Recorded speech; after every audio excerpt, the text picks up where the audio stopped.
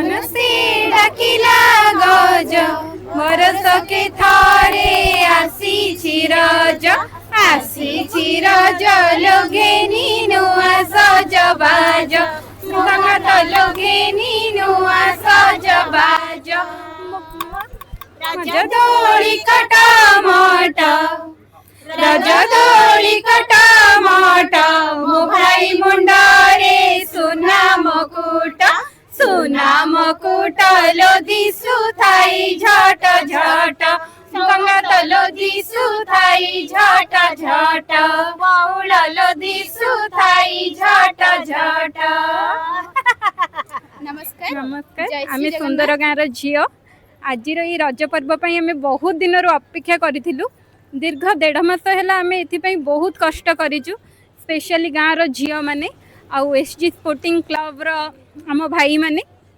से बहुत बहुत धन्यवाद आम मान एत बड़ गोटे प्रोग्राम अरेंजमेंट कर जहाँफल आम रज उत्सव कौन जापरुचु आ 1.5 मास धरी आम गाँव झील मैंने मिसी गोटे नाटक प्रस्तुत करूँ जहाँ आज आज राति मंचस्थ होगा जाऊँगी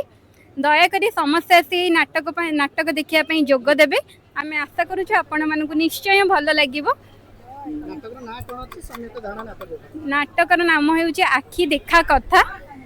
किछि कथा आखिरे देखिले सत हो न थाए किंतु मन रे भ्रांत धारणा थाए जे से कथाटा सत बोली किंतु आमे से कथा को देखि साइला से कथा विषय सब जानि साइला परे कथा को बुझी साइला परे आमे शेषरे जानू कि एहा भूल तेणु आखि देखा कथा किछि भूल प्रमाणित होई थाए।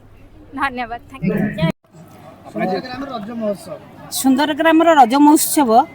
बहुत पुरातन एटा किछि नुआ नुहे दीर्घ दिन मझे बंद होता 2023 मसीह पुणी आरंभ होती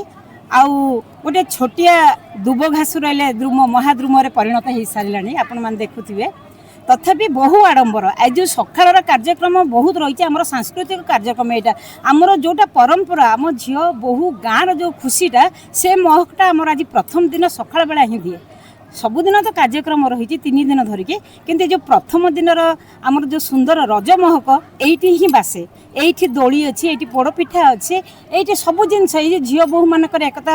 अलता लगा जो मुंडे चंदन लगा ये कार्यक्रम टाक बहुत सुचारू 3 वर्ष 4 वर्ष आम पालन करुँ बहुत भल लगुच प्रत्येक दिन सन्धार आमर रही आमर रज ग्रामवासी नाटक तापरे नाटकटी बुड़ी जाऊला आम पुणी पुनरुद्धार कर सुंदर गाँव में बहुत वर्ष आम जन्म ही नु ए गाँव नाटक होता एवं पुणी नाटक आम आरंभ कर कुनी कुनी झील मानू धरिकी काली जेतिक आखपाख अंचल ग्रामर सबू जेतिक झील चाहूँ आगू को बढ़े से मैंने काली नाचे कंपिटिशन काली अच्छी आमर बहुत बड़ प्रतियोगिता सेटा काली बहुत आड़ू आसछंती सब पिला माने आ तृतीय दिन आमर ऑर्केस्ट्रा रुहे केवल आम गाँ युवक संघ पे आम बहुत आडंबर रज 4 दिन को पालन करूँ। शुणा जाए जे सुंदर ग्राम भली रज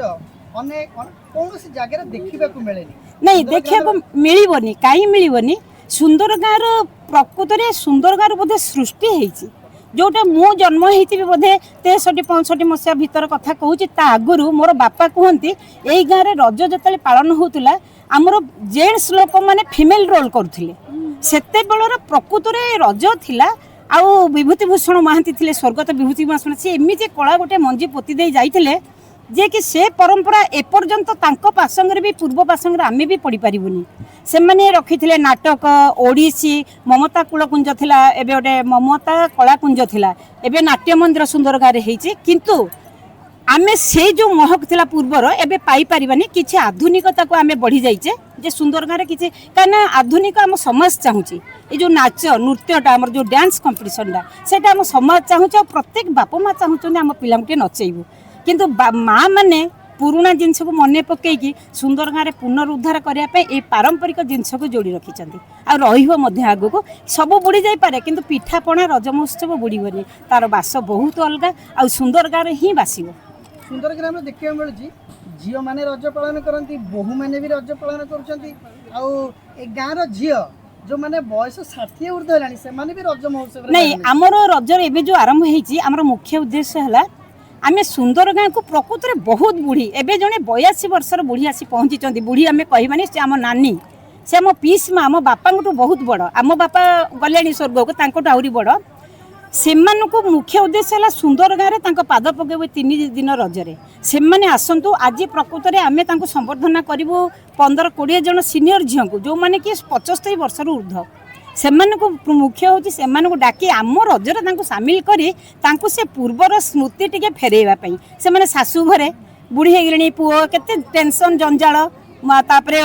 ଉପରକୁ ଯିବା ପାଇଁ ବି ଗୋଡ଼ କାଢ଼ି ସାରିଲେଣି। ସେ ପୂର୍ବ ସ୍ମୃତିକି ମନେ ପକାଇବା ପାଇଁ ଆମେ ତାଙ୍କୁ ଡାକିଛୁ ଆମ ସାଙ୍ଗେ ସାମିଲ ହୁଅ, ସୁନ୍ଦର ଗାଁର ରଜ ମଉଜ ପାଳ। Thank you.